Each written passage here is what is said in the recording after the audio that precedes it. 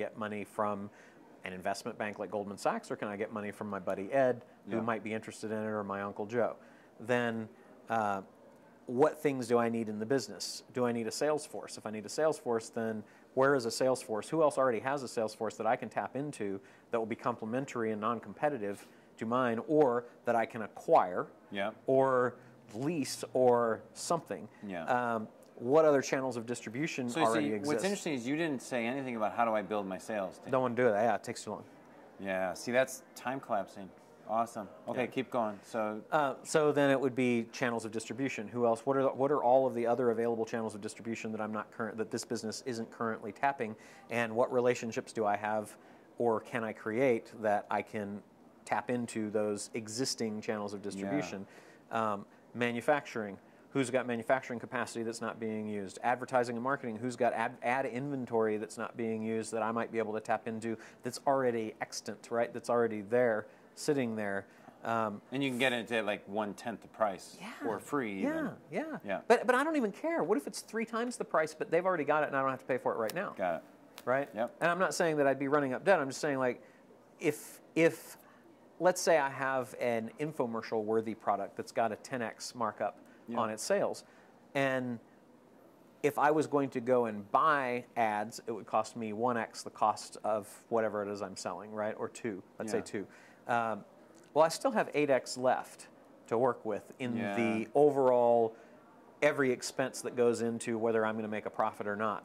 So if I have to buy ad space, then I'm constrained by the amount of capital that I have to go buy the ad space with. But if I can get the ad space from somebody that's already got it, then as long as it's less than 8x and leaves me everything else that I need, then why do I care if it's 7x? I don't. You don't. Right? Especially if I can get infinite amounts of it because I don't have to deal with any constraint that's pre-existing in the company by having to pay cash for it. Does that make sense? Yeah. So you really, but this goes back to your relationship with money. You think differently about it. I guess, yeah. Most people would be like, well, no. How do I pay 3x so I keep 5x? Yeah, don't understand that at all. Never. It drives me nuts listening to people pretty talk awesome. about that. That's awesome. And that goes to everything. It's like where are all the leverage points? Inventory, manufacturing, financing, distribution, marketing dollars, ad dollars, personnel, right? Yeah. Sales forces, sales reps, everything. Yeah. You know, it's businesses to where. So where did relationships? Like we already talked about money, we're talking about scale. Now the gap on a couple of these things are relationships, right? And so you're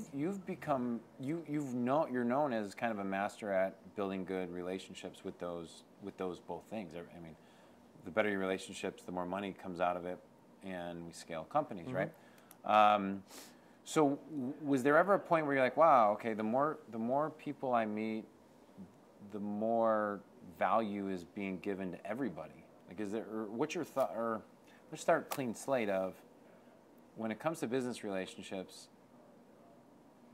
how do you see it working and where do you start?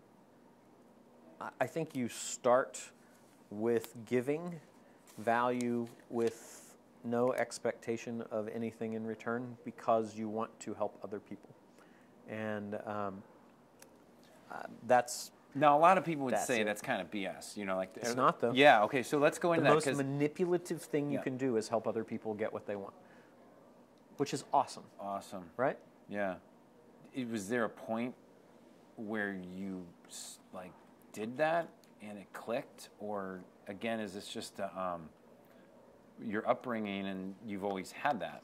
It wasn't my upbringing. I don't know where it happened, but as a negotiator, because I was always told I was a good negotiator, I learned when I was at a fishing store with my uncle when I was a kid, and we went into this bait and tackle shop, and he's like, I'd go down to Arkansas. He owned a paving business, and I'd go down and pave roads every summer, and we'd go fishing. And he went in one of the summers I was down there. He said, watch, I'm going to buy this stuff. I'm not going to pay what they're asking for. And I was like, what do you mean you're not going to pay what they're asking for? I'm not going to pay what they're asking for. I'm going to haggle. I'm like, you can do that. It says right here how much it costs. No, which might sound silly because we all know that you don't have to pay what what the prices are. Yeah, yeah. This is a retail store. And he went up and he's like, can't talk to the clerk guy. You got to talk to a manager. And he did it. And then the whole rest of that trip, I was doing that, and that was a big aha for me as a kid. And I remember I went into Sears, and they were selling a Polaroid handle camera that you cranked out a picture when you took the thing, or Kodak handle maybe it was. And I went and so everything. So I was at Sears as this kid, and I'm talking to the guy, and I ask for a manager because the sales guy says, nah, I can't do it. Yeah. And I'm like, I don't want to pay this for it. I'll give you this for it. And he's like, well, we don't do that here. But I'll tell you what, we had a sale on it last month, and I'll give you the sale price. Yeah. Oh, cool. I was like, oh my God, this works. Yeah, that's so amazing. So, so that, I don't know what of your question triggered that. Well, going back to, it was, when did getting, like, where it started clicking that the more you give value, I mean, you went to the negotiation, which I do have a couple questions on negotiation. Yeah, okay, so that's where I'm sorry. Where you started giving value and you started noticing that. Yeah, so my negotiation style was, what can I get for me? Yeah. And I never thought about the other guy, right? Yeah. And I'd say that was the case for a very long time, and then I had a couple of deals where I got fantastic terms in the negotiation. Yeah.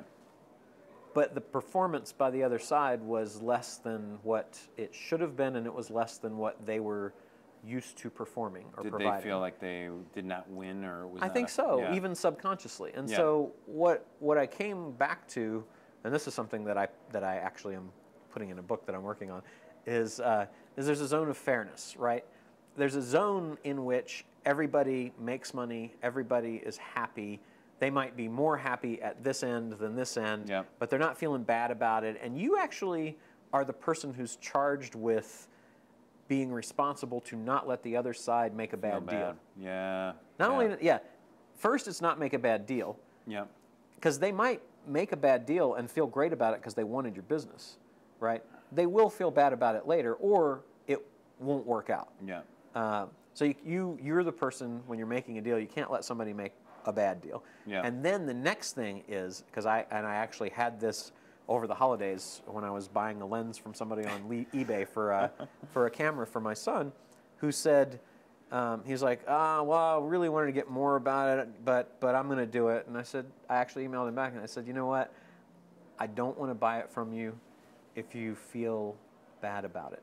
Yeah, right. And I appreciate that you're going to sell it, but I tell you what, just let the auction run and see what you get for it, and then let's talk after that, because I don't want to make a deal that you don't feel good about. And so there's a very long answer to your question, but I think the trigger was probably seeing that impact on other people of them making a bad deal or of you over negotiating. Yeah. And then kind of swinging to the other side and saying, before I do any of that with anybody that I want to do business with, I should just go in, and it's that whole thing I was talking about earlier, is get to know them. I can get to know them by adding value, and I can add value that will ultimately, I think, in the Machiavellian sense, ultimately benefit me the most by adding that value, because they're going to say, hey, this is a guy who knows what he's talking about. This is a guy who's concerned about me sincerely, and therefore I would like to do business with him.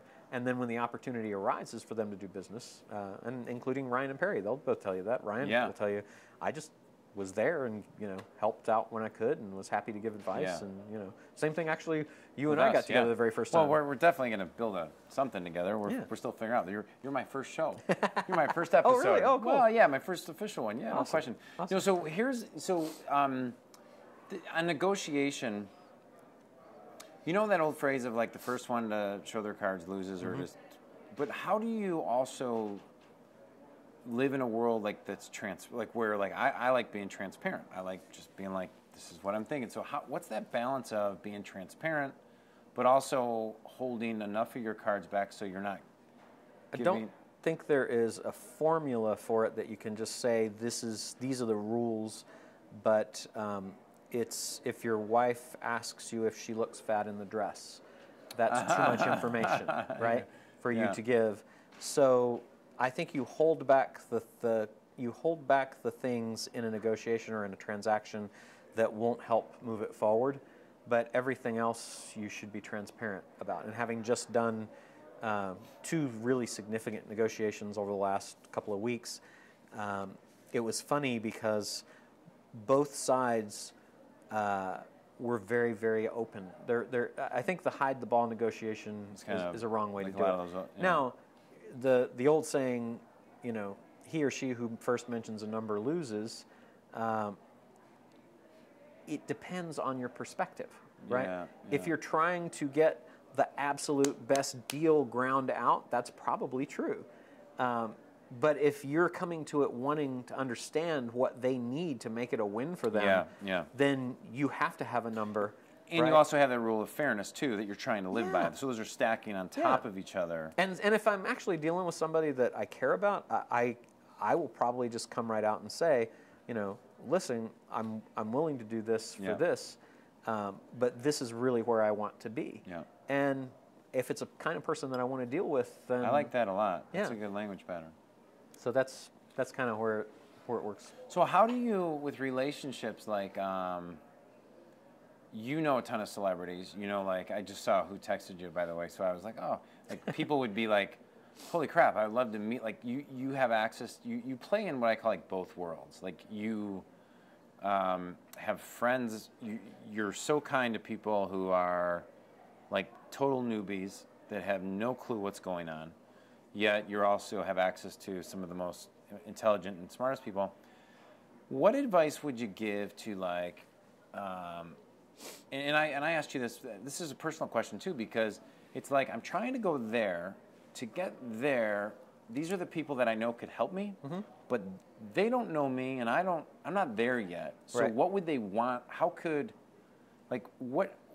do you help people make that leap, or what's a strategy on just even moving forward so I can even create value for them so that I could start getting to where I want to go? I think that's so specific to the people. It's a situation. Yeah, because so the overarching thing is, you already said, how can I add value? And when you wrote to me what you were doing is, you know, how can I serve them and all that kind of stuff. So then it's really it's how do you get connected to them in a way where you get to have a one-on-one conversation. So you can understand where they're at. Right? Oh, yeah. And so I believe that if you have the conversation, here's a strategy for us, right? With traffic and conversion. We identify somebody that we would like to do business with. William Shatner's a great example of that. We just finished a Kickstarter with him, right? Oh, cool. So we identify somebody we want to do business with. Then the first thing I ask is, have they created a channel? And this is what I did with Ryan and Perry. This is what I did with Gary Halbert back when I was doing business with him. Have they created a channel to access them directly? Well, Ryan and Perry they have a mastermind called the War Room. You want to get to know them, join the War Room. But you have to pay to play, right? And so if you don't have the money to pay to play, then to me, you have to figure out how to do it. Because if you come at it from a different angle, you are going to hit walls. So for Shatner,